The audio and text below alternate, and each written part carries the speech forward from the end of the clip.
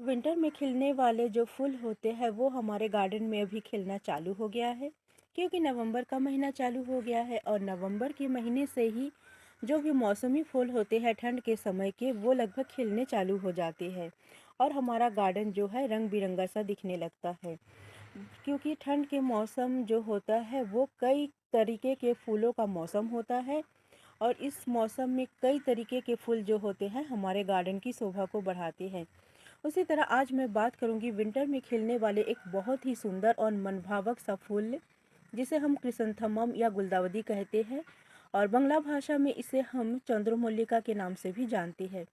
ये जो फूल होते हैं ये कई वैरायटीज़ और कई कलर में मिलते हैं और इसकी जो खूबसूरत है, इसकी जो सुंदरता है, ये एक बहुत ही मनभावक सा होता है, क्योंकि पूरे गमले में जो है इसके फूल जो है भर के खिलते हैं और बहुत ही सुंदर ये दिखने में भी लगते हैं। तो इस फूल को पौधे से लेके इसके फ्लावर के खिलने तक के लंबा समय लग जाता है। 4 से 5 महीने का समय भी ये ले लेता है, क्योंकि छोटे से पौधे से जगाने के बाद इसकी पिंचिंग, कटिंग, फर्टिलाइज़र करते हुए जब हमारे पौधे में इस तरीके से फूल खिलते हैं तो बहुत ही सुंदर लगता है। तो इस पौधे को हम इसकी कटिंग के द्वारा ही जगाते हैं और इसकी कटिंग को भी हम जब जगाते हैं वो शुरू बरसात में ही इसकी कटिंग को हमें जगाना पड़ता है, तभी हमें जाके इस पौधे से ज़्यादा फ्लावर हम इस पौधे से ले सकते हैं। क्योंकि जितना पहले हम इस पौधे से हम इसकी कटिंग को जगाएंगे तो उतनी ही ज़्यादा मात्रा में इसकी क्या है हम पिंचिंग कर पाएंगे और जितनी पिंचिंग करेंगे हमारे प्लांट में उतने ही ब्रांचेस निकलेगी और साथ ही साथ सभी ब्रांच में जो है कलियाँ बनेंगे और सभी कलियाँ इस तरीके से फूल में कन्वर्ट होंगे। तो इसकी कटिंग को हम छोटे से लेके ही जगाते हैं और जैसा कि आप देख पा रहे हैं इसके जड़ के साइड से ये देखिए छोटे छोटे प्लांट बन रहे हैं, अभी न्यू प्लांट है ये। तो हम यदि इस प्लांट को अपने दूसरे नेक्स्ट ईयर के पौधे के लिए बचा के रखेंगे तो नेक्स्ट ईयर में हमें इसके पौधे जो है खरीदने की आवश्यकता नहीं है, इसी से हमारे जो है नए पौधे बन जाएंगे।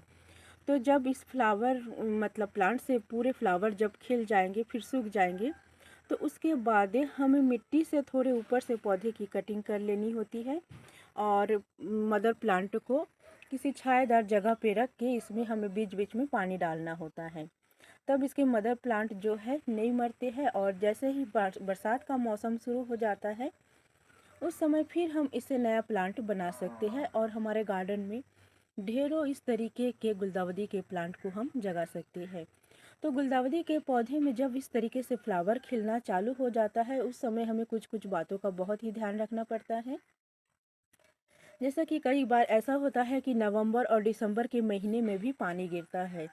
तो जब इस प्लांट में फ्लावर खिलना चालू हो जाता है तो इस प्लांट को पानी किस तरीके से देना होता है। पहले तो हम इस प्लांट को जब पानी देते थे, जब इसकी कटिंग को लगाते तो पूरे प्लांट को क्या है हम नहलाते हुए पानी डालते थे।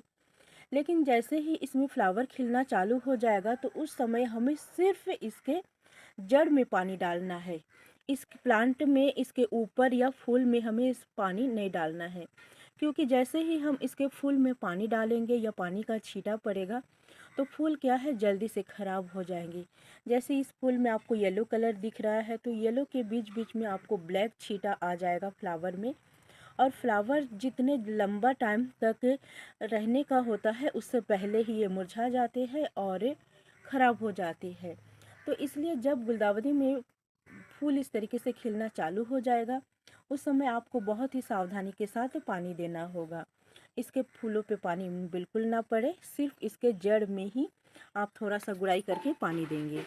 साथ ही जब इसमें फ्लावर खिलना चालू हो जाता है गुलदाउदी में तो उस समय इस प्लांट को फर्टिलाइज़र नहीं करना है, क्योंकि इस समय यदि हम फर्टिलाइज़र करेंगे तो पौधे हमारे ख़राब होने लगेंगे। पौधे में जो फूलों की साइज है, कलर है, वो भी ख़राब होने लगेंगे, क्योंकि फर्टिलाइज़र हमें तब तक करना है जब तक इसमें फूल खिलना चालू ना हो, सिर्फ कलियाँ ही बनी रहे। तो जैसा कि आप देख पा रहे हैं इसमें सभी में जो है कि फूल खिलना चालू हो गया, कोई कोई फूल आधा से ज़्यादा खिल गया है, कलियाँ भी छोटे छोटे जो है वो खिलने लग रहे हैं। तो इस समय आपको इस पौधे में किसी भी तरीके की कोई भी फर्टिलाइज़र नहीं करना है, सिर्फ आपको इसमें सादा पानी डालना है, वो भी मिट्टी की थोड़ी सी गुड़ाई करके आपको पानी डालना है। लेकिन पौधे की मिट्टी को एकदम ड्राई नहीं करना है, क्योंकि गुलदावदी का जो पौधा है इसे मॉइस्चर मिट्टी पसंद है। इसलिए आप इसमें मॉइस्चर को बनाते हुए इसमें रेगुलर आप पानी डाल सकते हैं। लेकिन बरसात के पानी से आपको बचाना है। बरसात यदि आपको लगे कि मौसम ख़राब हो या पानी गिरने वाला है तो इस पौधे को आपको शेडी एरिया में रखना होगा।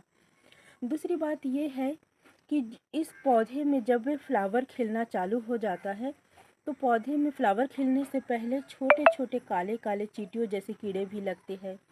तो उस कीड़े को यदि आपको नज़र में आए कि आपके प्लांट में इस तरीके से कीड़े लगे हैं तो आपको इसमें नीम ऑयल या जो भी आपके पास कीटनाशक दवाई है उसका स्प्रे ज़रूर करना है। नहीं तो आपके जो प्लांट में फ्लावर है ये पूरी तरीके से खिल नहीं पाएंगे, पौधा भी ख़राब हो जाएगा और पौधे की ग्रोथ रुक जाएगी और पौधे आपके बेजान से लगने लगेंगे। इसलिए इस बात का बहुत ही अच्छे से ध्यान रखना होगा कि इसमें कीड़े ना लगे। इसके लिए आपको बीच बीच में या हफ्ते में एक बार आपको जो भी कीटनाशक दवा आपके पास है उसका छिड़काव आपको पौधे पे बहुत ही अच्छे तरीके से करना होगा।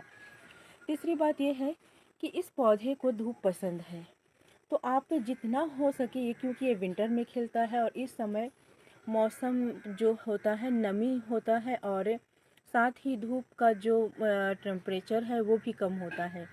तो आप दिन भर के धूप में इस पौधे को रख सकते हैं। दिन भर के धूप इस पौधे के लिए बहुत ही ज़रूरी भी है और फ्लावर के खिलने के लिए ये बहुत ही आवश्यक है। तो दिन भर के धूप में आप इस पौधे को रखिए, किसी भी प्रकार की कोई परेशानी नहीं होगी।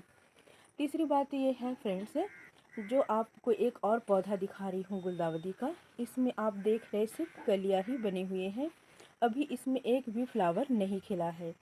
तो इस तरीके से जो पौधे में सिर्फ कली बने हुए हैं तो आप इस पौधे में फर्टिलाइज़र कर सकते हैं, क्योंकि इसमें अभी तक फ्लावर खिलना चालू नहीं किया है।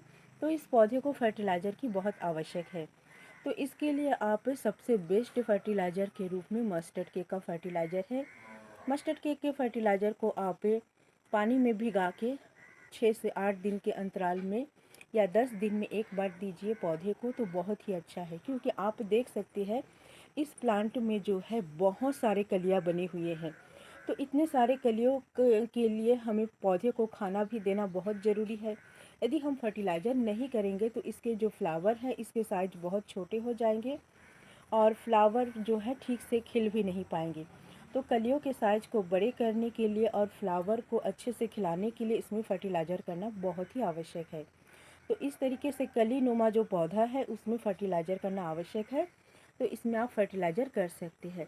इसी के साथ मैं एक और प्लांट दिखा रही हूँ। इसमें भी देखिए छोटे छोटे बर्ड्स बने हुए हैं। तो इस तरीके से जब बर्ड्स बनने चालू हो जाएंगे तो पौधे की पिंचिंग हमें बिल्कुल भी नहीं करनी है। पौधे की पिंचिंग हमें तब तक करनी है जब तक इसमें बड्स नहीं बनते हैं। तो जब आपको दिखे कि पौधे में जो है छोटे छोटे से कलियां बनना चालू हो गया है तो उस समय आप बिल्कुल भी इस पौधे की पिंचिंग ना करें। यदि इस समय आप पिंचिंग कर देंगे पौधे की तो पौधे की जो है ग्रोथ उतनी अच्छे से नहीं हो पाएगी और जो कलियां भी है वो कलियों की मात्रा भी कम हो जाएगी। पिंचिंग हमें तब तक करना है जब तक हमारे पौधे में एक भी कली हमें नज़र ना आए। तो गुलदावदी का जो पौधा है ये वेदर के अनुसार या फिर इसकी कई वैरायटीज़ है, वैरायटीज़ के अनुसार इसमें आगे या पीछे फ्लावर खिलते हैं। तो जैसे कि ये पौधा मैं दिखाई हूँ इसमें अभी एकदम छोटे छोटे बड्स बने हैं। साथ ही जो ये पौधा है इसके बड्स जो है थोड़े बड़े हो गए हैं और इधर के जो पौधे हैं मेरे इसमें फ्लावर खिलना चालू हो गया है।